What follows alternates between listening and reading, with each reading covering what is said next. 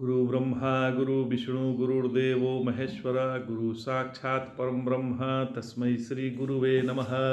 ओम नमो ब्रह्मदिभ्यो ब्रह्म विद्या संप्रदायकृतभ्यो वंशऋषिभ्यो महद्भ्यो नमो गुरुभ्यः। सर्वपल्लवरहित प्रज्ञानघनः अपगर्धो ब्रह्मे वामस्मि। ओम नारायणं पद्मं वशिष्ठं शक्तिं च तत्पुत्रं पराशरं च व्यासं सुगं गौड़पदं महान्तं गोविन्दनिकुञ्जमथास शिष्यं श्रीशंकराचार्यमथास्पदपादं च हस्तामलकं शिष्यं तं तोटकं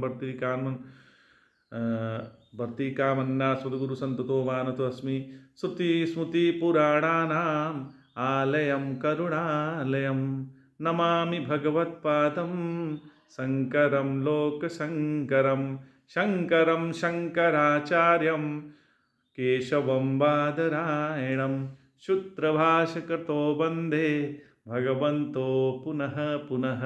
ईश्वरो गुरुरात्मेति मूर्तिभेदविभागिने व्योमवप्ताय देहाय दक्षिणामूर्तये नमः।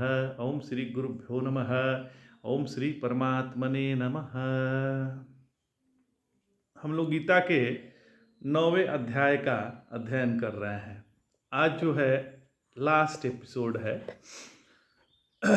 भगवान कह रहे हैं, मन्मना भव मद्भक्तो मद्याजी मां नमस्कुरु मामे वैश्यसि युक्ते वै वमात्मनं परायणः। भगवान कह रहे हैं कि मुझ में मन लगाओ।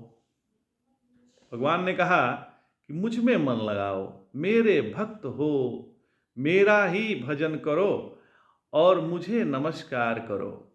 इस प्रकार मेरे परायण हुए मुझ में युक्त होकर मुझे ही प्राप्त हो जाओगे। ध्यान दीजिएगा, जिसका अंतःकरण शुद्ध है उस सत्व गुण प्रधान उत्तम अधिकारी के लिए भगवान ने कहा है मनमना भव, अर्थात मेरा ध्यान करो। रजोगुण प्रधान मध्यम अधिकारी के लिए कहा गया है मद भक्तो भवः, मेरे भक्त हो जाओ। और जो अर्थात भगवान और क्षमा चाहते हैं, सत्वगुण प्रधान उत्तम अधिकारी के लिए भगवान ने कहा मनमना भवः, मेरा ध्यान करो। और जो रजोगुण प्रधान मध्यम अधिकारी है उसको भगवान कह रहे हैं मद भक्तो भवः, मेरे भक्त हो जाओ। अर्थात भगवान और भगवत भक्तों की सेवा तथा भगवत दर्शन बुद्धि से कर्म करो। कनिष्ठ अधिकारी के लिए कहा मद्याजी भवः, अर्थात मेरे लिए यज्ञादि निष्काम कर्म करो। और चौथे कनिष्ठतर अधिकारी के लिए भगवान ने कहा माम नमस्कुरु, अर्थात नाम जप करते हुए भक्ति पूर्वक मुझे नमस्कार करो। 4 वर्ण है, हम सभी जानते हैं कि 4 वर्ण है। कौन कौन वर्ण है? तो ब्राह्मण, क्षत्रिय, वैश्य और शूद्र। 4 ही आश्रम है।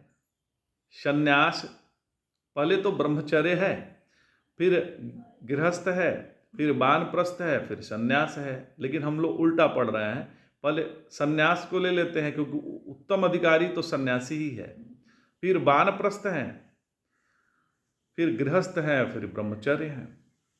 तथा 4 ही साधन हैं। तो कौन कौन साधन है? तो ध्यान है, भक्ति, यज्ञ और जप, 4 साधन है। भगवान सबको यथाधिकार साधन करने के लिए कह रहे हैं। वो ब्राह्मण के लिए उन्होंने ध्यान, क्षत्रिय के लिए यज्ञादि कर्म और वैश्य के लिए भक्ति और शूद्र के लिए जप बतला रहे हैं।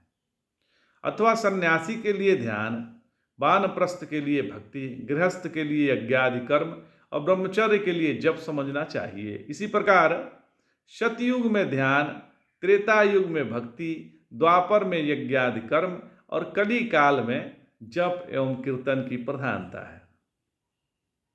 तो गीता में 4 साधन बताए हैं। पहला सकाम कर्म, दूसरा सकाम उपासना, तीसरा निष्काम कर्म और चौथा निष्काम उपासना। तो जब तक स्त्री पुत्रादि की कामना हो, जब तक लोकेशणा की कामना हो, तब तक सकाम कर्म एवं सकाम उपासना करना चाहिए।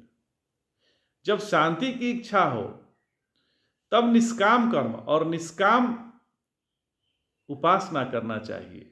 इन्हीं के द्वारा क्रमशः ज्ञान और प्रेम की प्राप्ति होकर परम पद की प्राप्ति हो जाएगी।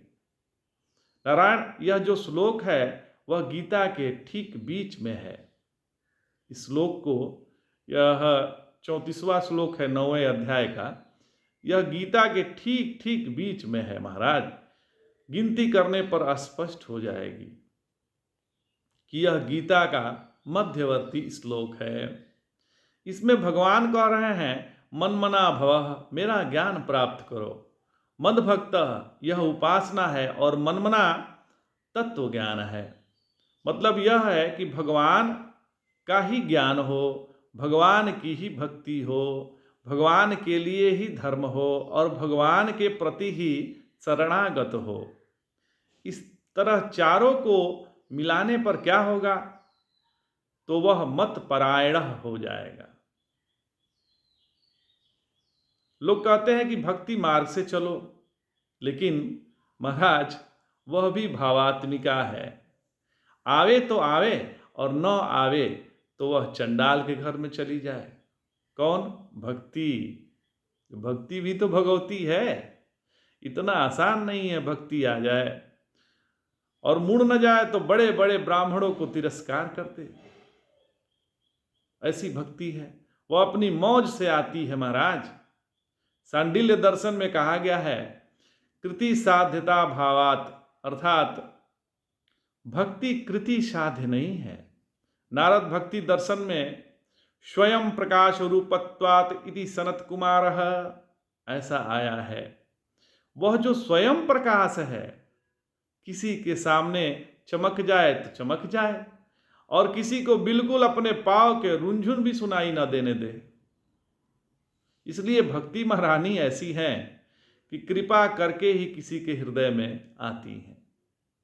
भक्ति तो ज्ञानियों में स्वभाव बनकर आती है महाराज। भक्ति तो ज्ञानियों में स्वभाव बनकर आती है। जैसे ज्ञानियों में अधिष्ठापन स्वाभाविक होता है, वैसे ही उनके हृदय में भक्ति भी स्वाभाविक होती है। महर्षि सांडिल्य के अनुसार वह कृति साध्य नहीं है, परंतु यदि किसी पर भगवान अनुग्रह करें या उसका अंतःकरण इतना शुद्ध हो कि भगवान को पसंद आ जाए तो भक्ति आ जाती है।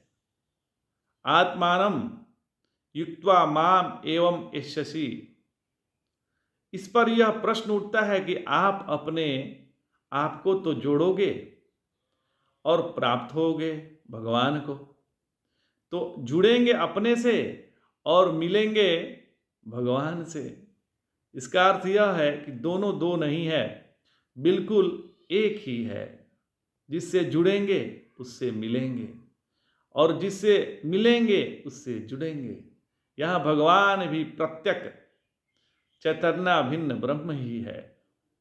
इस प्रकार श्री मद भगवत गीता जी जो पूर्ण ब्रह्म विद्या है, इसका राज विद्या राजगुह्य योग नामक ये 9वां अध्याय समाप्त होता है। अब हम 10वें अध्याय का अगले एपिसोड से अध्ययन करेंगे। आज इतना ही। जय जय शंकर, हर हर शंकर, नमामि शंकर, भजामि शंकर।